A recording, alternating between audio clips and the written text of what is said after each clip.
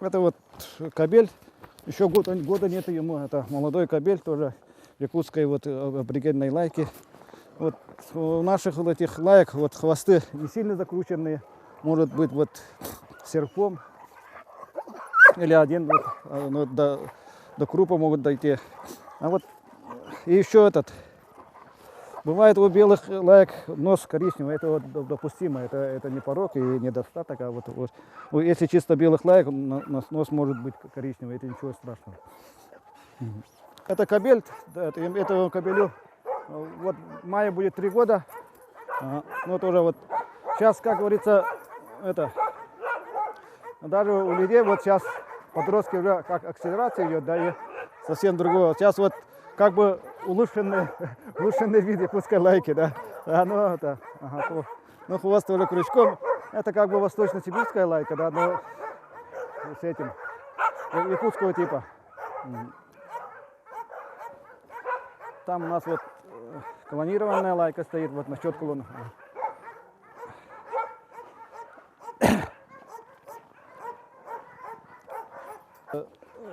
Якутская охотничья лайка.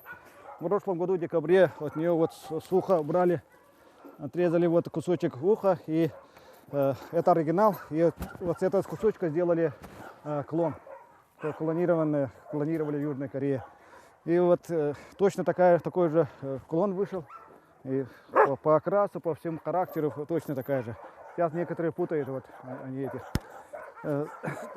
Это сука, корейчане, вот у него сделали вот этот клон корейчанов. Двух собак у нас, одного кобеля, беляха. Это вот, ну, тоже типичная якутская охотничья лайка. Ну, можно сказать, восточно-сибирская лайка якутского типа. Вот такой окрас тоже бывает очень добродушные. Они хорошо работают по лосю, по медведю. Уже лет 8 уже. У нас до 8 лет у нас это вот как бы в племенной работе использую. Она вот в многих соревнованиях участвовала, в состязаниях.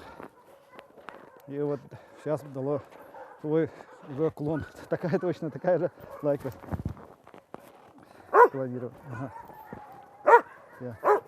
Так, насчет клона еще что можно сказать. Но это мы работаем с учеными СВПО, с отделом лаборатории генетики.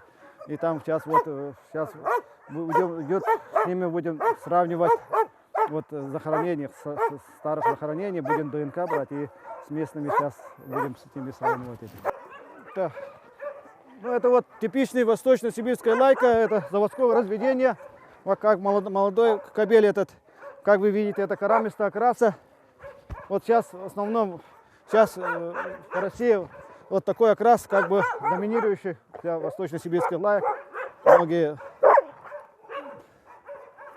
вот сами видите, вот чем разница. Вот чисто этот заводское разведение, восточно-сибирская лайка, и вот те наши аборигены, разница есть, конечно.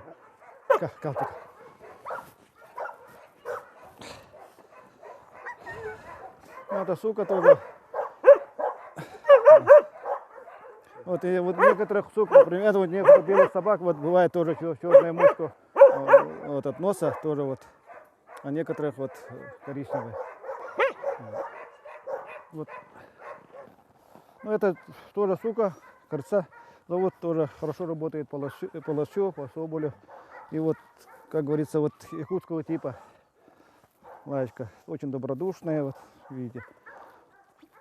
У нее очень большой, ну, широкий поиск. Вот очень тоже на охоту брали.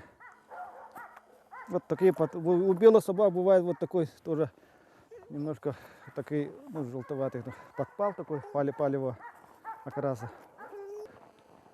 Типичная якутская лайка, сука. Ну, это у нас в работе лайка.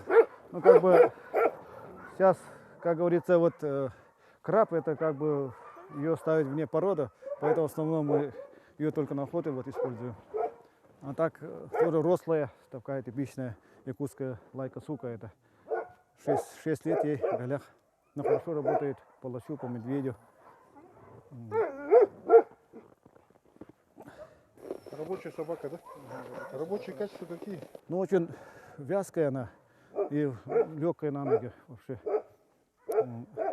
И голос очень такой доносчивый. Как она по снегу идет? Ну, так. Ну, хорошо работает по снегу. Ага.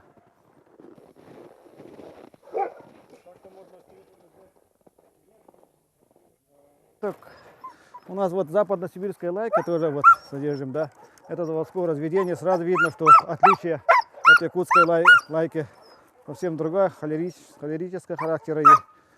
И вот, ну, по красоте она намного красивее, конечно, но по сравнению с якутской лайкой, они рано начинают работать. Ну, недостатки, наверное, в том плане, что они, ну, такие морозы, наши морозы, не очень так, удерживают. И по вязкости бывают такие вот западно-сибирские, не очень вязкие. А так темперамент очень такой активный. С этих 6-7 месяцев может уже работать. Рано они уже могут их взять на охоту, можно с ними охотиться. Но по пушмению, по лосю. Ну, здесь у нас в состязаниях тоже хорошие показатели они показывают по подсадному медведю. Очень агрессивные бывают западно-сибирские лайки. И очень такие, ну, шустрые, легкие на ноги. У нас тоже вот таких лаек есть несколько собак западно-сибирских.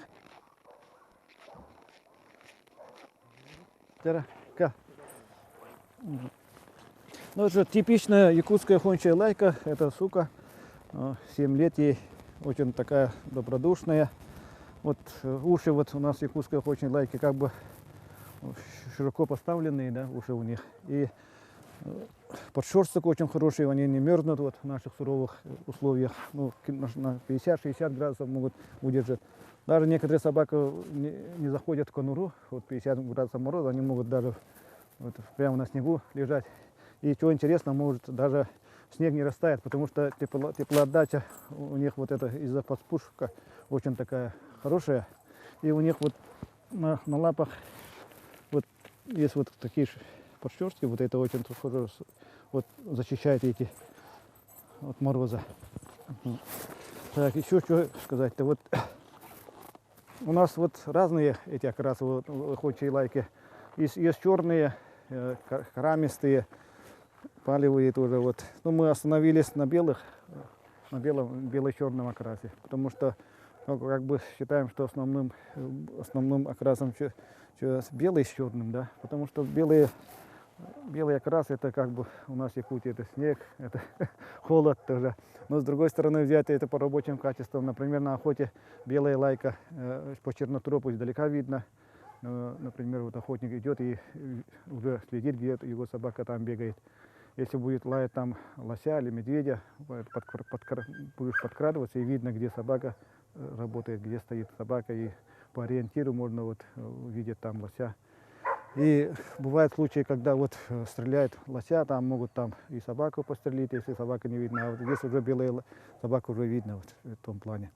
Еще чего там у нас давно такое есть, такой примет, или как-то вот, что говорят, белые лайки, вот лось хорошо останавливается. Ну, не знаю, то, может такое есть, конечно, но вот, например, в Северных Улусах у нас давно этим на охоте на гуся белую лайку берут, потому что это как бы гусь как бы смотрит это, думает, это же писец или как, и они начинают как бы агрессивно подлетать или как-то вот. И вот охотник, они думают, что это писец, и они же внутри на пейзаже эти гуси налетают же, да, и прямо отгоняют, думают, что этот писец, и тоже вот такие. Еще у белых лаек такой, этот, как говорится, вот окрас как бы отражает солнце летом, например, да, и вот волосы у них там полые, говорят, да, вот меланин называется, да, поэтому вот они хорошо, ну, теплоотдачу хорошо держат, да. Еще вот я вот знаком с таким охотником, который уже лет 30 охотится, сейчас у него 6 белых лаек, все суки, да. Он говорил, что первое время у него были разные там цвета, и черные, и карамистые были.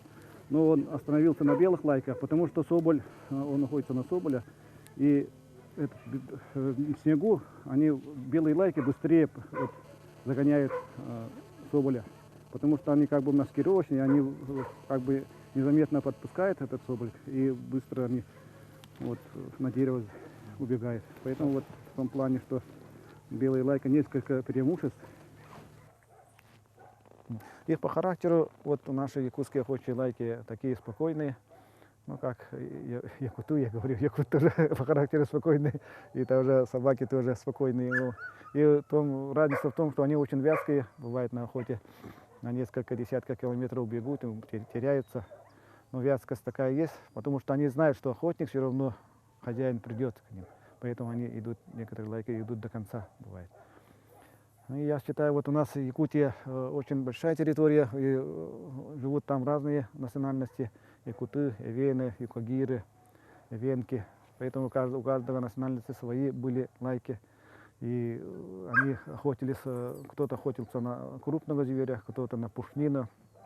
И как у собак раньше вот на охоте как тяговые это тоже использовали. Охотник, когда шел на охоту, он мог запрячь собаку на сани и мог прямо таскать, например, груз на собаках. Поэтому мы считаем тоже вот более такие рослые. Сейчас тоже вот молодежь посмотрит, все такие рослые собаки тоже уже не те собаки, которые вот описывали Серошевский, вот не те собаки пошли. Сейчас уже более красивые стали и более рослые. Так что в том плане, что собаками сейчас занимаются. Мы 2004 года ежегодно проводим выставки. Это клуб любителей охотничьих собак Баянай. И ежегодно проводим выставки. И 2007 года проводим состязания по пацану и медведю. В 2008 году команда Якутии в Москве заняла первое место. Это там 2 аборигенные лайки были, 2 западносибирские лайки. И вот книги у знаменитой заводчицы, княгини Марии Дмитриевны Сулейма, она писала, что в 2005 году она приезжала в Якутию и объездила несколько улусов и купила 10 собак. И в своей книге она написала, что самыми лучшими в мире собаками это собаки Якутской области, собаки якутов и эвенков. Поэтому вот мы через 100 лет, как раз вот это в 2008 году, тоже доказали, что наши собаки из Якутии лучшие. И, как говорится, потому что у нас каждый охотник берет лес несколько собак, да, и с леса привозит только тех собак, которые показали хорошую работу.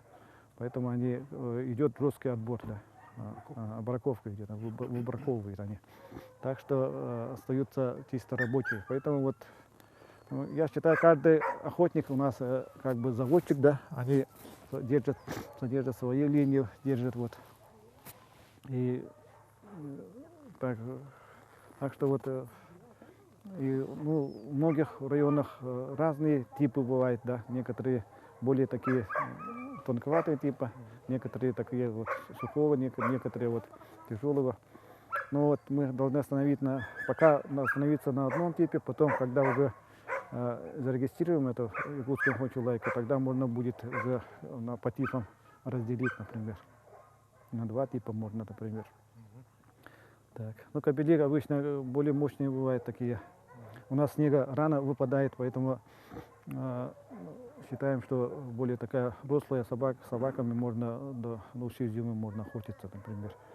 Сейчас сперва охотятся на лося, потом на соболя, потом на андатру там пойдут. Так что круглогодично у нас собака почти работает. Только летом могут они не работать. Ага. С какой собаки началась вот ваша история как заводчика? Вспомните, как ее звали и так далее. Вот, с какой собаки все началось? Я с детства у меня были постоянно собаки. В каком классе это было? В 8 классе, наверное, тоже была собака. Чох назвали, черная собака, такая очень умная была. Я там, на уток мы ходили, там, на зайца. И я с ней, она могла прямо на крупе лошади сидеть, там, соскакивала на сани, там, когда в деревне, когда жил, там кто-то на санях едет зимой, она прямо уже привыкла, к любому могла подсесть. Очень умная была, там, по 2 утки с воды вытаскивалась прямо, темноте даже вот мы охотились. Потом вот у нас это такая любовь, у меня такая любовь к собакам с детства, поэтому вот приехав в Якутск тоже я занялся. В 2005 году у меня была собака, я приобрел собаку Чайна, тоже сука такая, очень умная.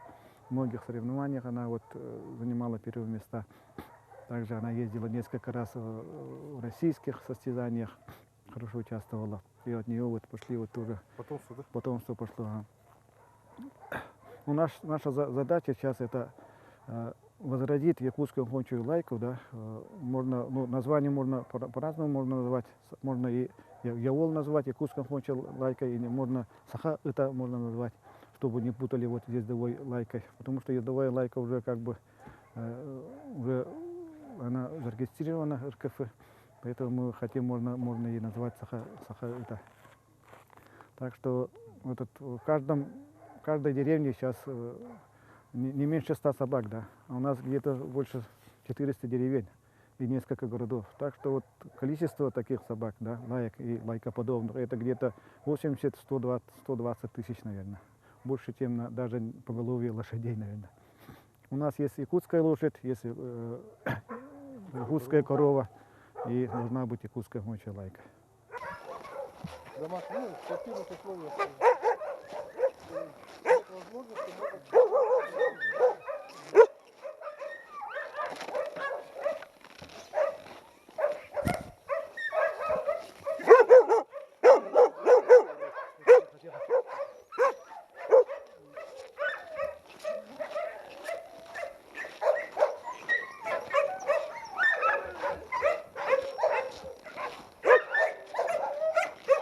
Ну, мы по просьбе охотника пошли им навстречу и вот организовали гостиницу для охотничьих собак и содержим вот их собаки вот в таких условиях, в вольерных условиях. 2 раза кормим и вот выгуливаем собак. Они, владельцы собак, в любое время могут подъехать, посмотреть, сову взять, погулять собака. Поэтому вот, это многим понравилось такое это новшество. Поэтому вот стараемся идти навстречу охотникам. Так, у нас вольеров где-то здесь 20 вольеров всего. Ага. И вот некоторые собаки содержим на привязи, а вот многих вольеров где-то здесь 20. У нас сейчас 24 собаки содержатся, в основном суки. Ага. Ну, у нас это профессиональное содержание, с собаками занимаются опытные люди. И постоянно вот, если что, приглашаем там ветеринаров, прививки. Все получает. Так что тетя ни одной собаки еще не заболела, все нормально. И вот скоро к весне начнем это уже тренировать по подсадному медведю заодно. И здесь у нас белок много бывает, тоже собаки могут белок облаять. Но это такое гостиница многим нашим клиентам нравится. Мы с ним заключили договора и по акту приемки нам они вот дали собак на содержание. В городе можно вообще потерять, много случаев теряется. Лайка такая собака, что если выпустишь с квартиры, она убежит куда-нибудь. И бывает свадьбы там эти собаки там могут туда увязаться. Ну, часто уже идет, отстреливает там. В квартире содержать собаку можно? Ну, можно очень, конечно, это, как говорится, и хозяин, но это неудобно, и собаки тоже такой вот, и вообще они начинают линять, и это лайка, это не квартирная собака. Скорее всего, ну, лучше всего содержать таких вот полевых условиях. Здесь они намного как бы им лучше вот в таких условиях. А то, что лайки вот на цепи сидят, у них психика не страдает от этого? А, что? Психика не страдает от этого? Нет, мы же их время от времени выпускаем или в вольер, вот так, ну, чтобы как бы для разнообразия вот посадим на сет, потом на вольер. Постоянно на вольере тоже плохо, там начинает это уже как бы вольерные ногти отрастать, это там. И собака должна быть или в вольере, или привязана, а вообще так отпускать это. Тоже вот у нас в деревнях же многие без привязи держат, да, и поэтому получается там где-то потеряется или кого-то там задавят, там теленка или жеребенка. Из-за этого пострадает и фермеры и хозяины собаки могут собаку застрелить из-за этого. Поэтому собаку надо содержать или в вольере, или в привязи. Ну, конечно, постоянно надо с ними гулять, в лес брать, натаскивать. А то бывает, кто-то щенка породного возьмет и до 8 до 10 месяцев где-то содержит постоянно на привязи, потом в лес возьмут и скажут, собака не работает. Конечно, не будет, она не будет не знать, ничего не будет знать. Даже птичку, мыша не будет знать. Поэтому вот с 3-4 месяцев надо уже брать в лес, уже потихоньку учить. Сменим план. Так, еще. Так, тут у нас живет медведь. Мы для него специально сделали берлогу. Сейчас медведь спит. Это у нас притравочная станция. Здесь вот начиная где-то середина, с конца марта уже он станет. И к Дню охотников проведем состязание. Ну вот, мы содержатся 2 медведя у нас здесь. Оба такие, дружелюбные, не агрессивные. За то время, 2007 года, мы ежегодно проводим состязания и соревнования по подсадной медведя. И ни разу не было случая, чтобы медведь или поранил медведя, или медведь поранил собаку, или собака там поранила медведя. Такого случая у нас ни разу не было. Потому что я считаю, этот медведь такой зверь, что он фору даст любой собаке. Вот, например, приводят на состязание 150-200 собак, от них от силы 2-3 собаки могут только сделать там щупок или маленькую хватку, а так остальные собаки издалека лают. Но если вот закон примут по бесконтактной притравке в Госдуме, тогда я считаю, вообще большой это будет урон для охотничьего собаководства, потому что если говорят, вот через клетку проверять медведя, там через стекло натаскивать, это вообще как бы абсурд. Да. Например, вот к нам приводят на притравку там собак, медведь сидит пока в клетке, и через клетку начинает собака очень агрессивно, то так активно лает. Потом через какое-то время, вот через час или через 2, мы выпускаем медведя на цепи, вот выпускаем с клетки. Эта же собака вообще не лает, вообще боится подойти. Поэтому собака тоже умная, она знает, что медведь в клетке. И с такой собакой, например, хозяин, если в лес возьмет, он может там подвести охотника, наоборот, может он убежать от медведя и привести медведя к охотнику. Но в последнее время в Якутии очень много медведей, где-то 17 тысяч каждый год, около 30, больше случаев там нападения или встречи, контакты бывает, даже с летальными исходами, там год каждый раз кого-то все равно давит. Очень много травежа идет, жеребят, скотину, оленят давят. Не считая вот вообще дикой природе, сколько они детенышей этих лосей, этих оленей давят. Поэтому вот считаем, что каждому, вот, например, я думаю, даже такую программу сделать, чтобы, например, каждой оленеводческой бригаде, там, геологам и вахтовикам надо прикрепить эту собаку, которая хоть бы отгоняла или предупреждала медведя. Потому что они, вот оленеводы, круглогодично живут в полевых условиях, в тундре, и постоянно встречаются с медведями там, они с детьми, с малыми детьми живут.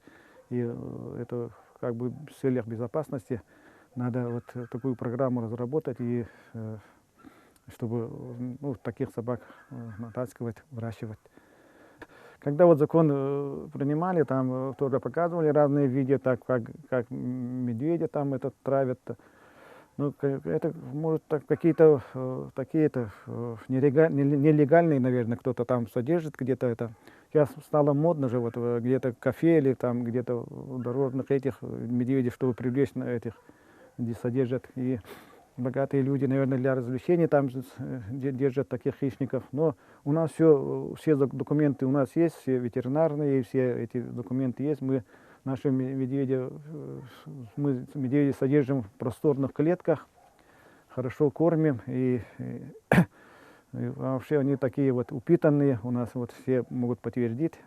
И вот некоторые говорят, что там где-то у медведя вырывают клыки, когти, это такого нет. Это же наши как бы ну, любимцы, и мы бережно относимся к своим медведям.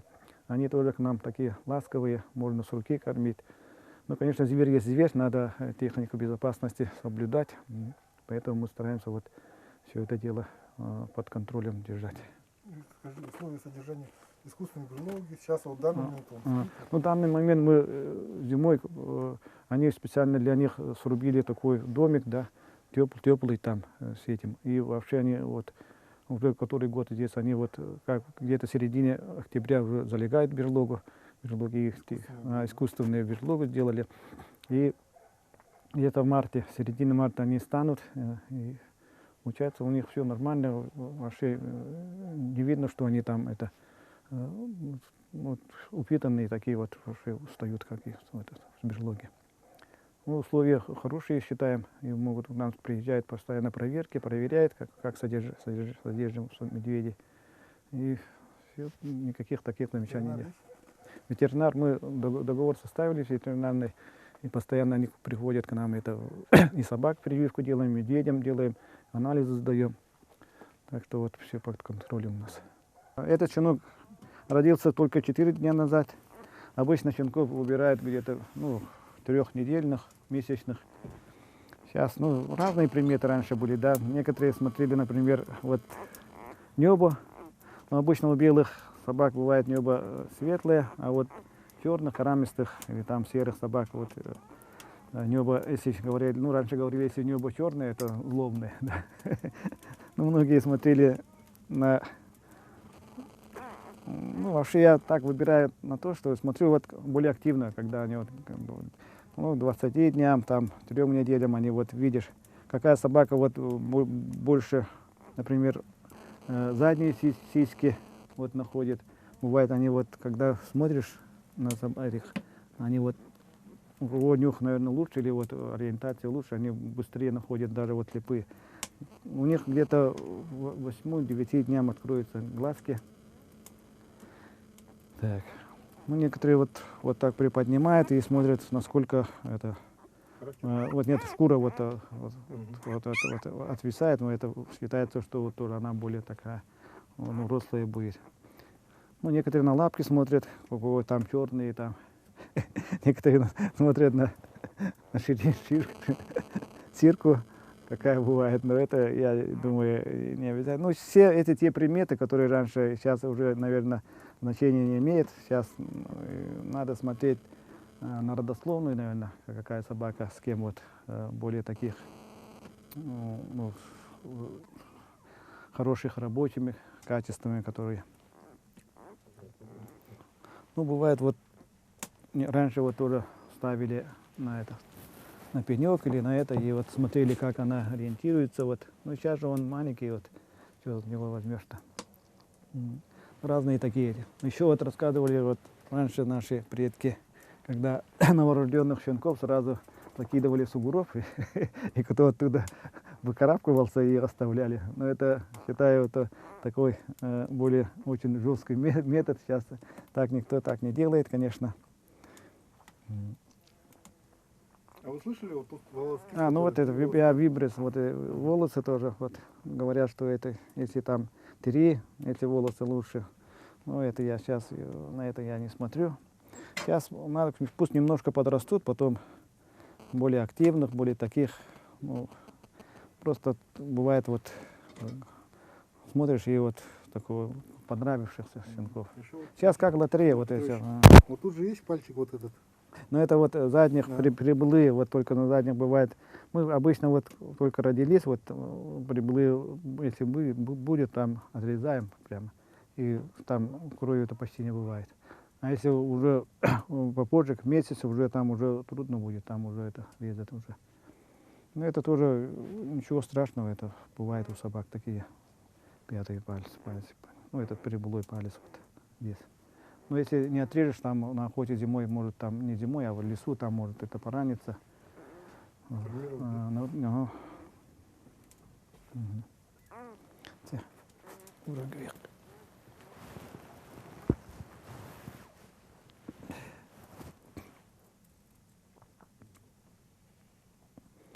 Ну, сейчас цена на щенка где-то в среднем 10-15 тысяч. Ну, я считаю, это, конечно, мало. Сейчас эта соболь-то стоит, например, до 7-8 до 10 тысяч соболь.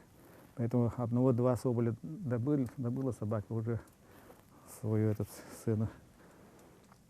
Да, вот, например, вот в объявлениях посмотришь, другие там какие-то другие породы 70-80 тысяч стоит, 40 тысяч стоит. По сравнению с ними это лайки, это цена очень самая низкая, я считаю. Считаю, якутская охотничья лайка это уникальная порода собак, которой нигде в мире такой нету. Потому что она выдерживает такие суровые морозы и очень таким охотничьими такими качествами, которые у нее это в генетическом плане. Вот. И вот такую породу надо обязательно сохранить. Это наше богатство. И вот мы сейчас вот работаем только на общественном началах, да, на голом энтузиазме. И вот хотели бы, чтобы нас поддержали в правительстве и хоть какую-то там субсидию выделили, чтобы содержать выращивать такую породу, уникальную породу. Потому что сейчас я боюсь, многие там в России покупают отсюда собак у заводчиков, уже в Корее, и других странах.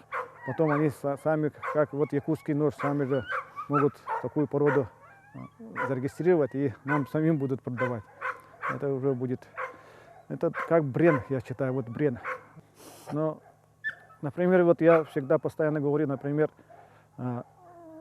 в лес дровосека без топора не пустишь, на сенокос без косы не отправишь человека, а вот на охоту без собаки, никто без собаки у нас на охоту не идет. Так что это такой верный друг, и кроме этого он орудие труда, да, для охотника. Сейчас вот 70% пушнины добывается у нас, соболя добывается собаками. Это при том вот при таких санкциях, да, это вот считаем, что это в советское время это считалось мягкое золото, да. И сейчас тоже вот большое. Очень многие сейчас в деревнях выживают только охотой, кто-то занимается вот этим. В этом очень большую помощь вот это якутская аборигенная, наша якутская лайка. Да, еще до революции, например, вот у нас вот в Якутии вот ясак собирали, да, это соболи, да, и там соболями, пушниной. И вот в этом плане с тех времен вот собака самым таким надежным и этим помощником была в охоте. И не только вот у нас есть ездовые собаки, есть, например, много были экспедиции, да, проводили, да, вот тоже брали ездовых собак. Но охотничья собака, это, я думаю, благодаря охотничьей собаке мы выжили, наши предки в таких суровых условиях. Надо, вот наши охотничьи собаки, надо поставить памятник, чтобы увековечить тот вклад, что она внесла вот для нашего народа. Я вот обращаюсь к всем охотникам, заводчикам охотничьих лаек, чтобы они поддержали это хорошее дело, вот, чтобы в том плане, чтобы участвовали в наших выставках, состязаниях по подсадному медведю. И каждой лайке надо делать документы, чтобы документировали. И наш клуб БН вот идет к ним навстречу. Скоро вот начнется праздник, уже будет праздник охотника, и мы тоже вот соберем всех на выставку, на состязание. И чтобы продвигать этот охотничью якутскую охотничью лайку, я обращаюсь всем, чтобы мы вместе должны работать в том плане, чтобы возродить нашу уникальную породу охотничьей якутской лайки.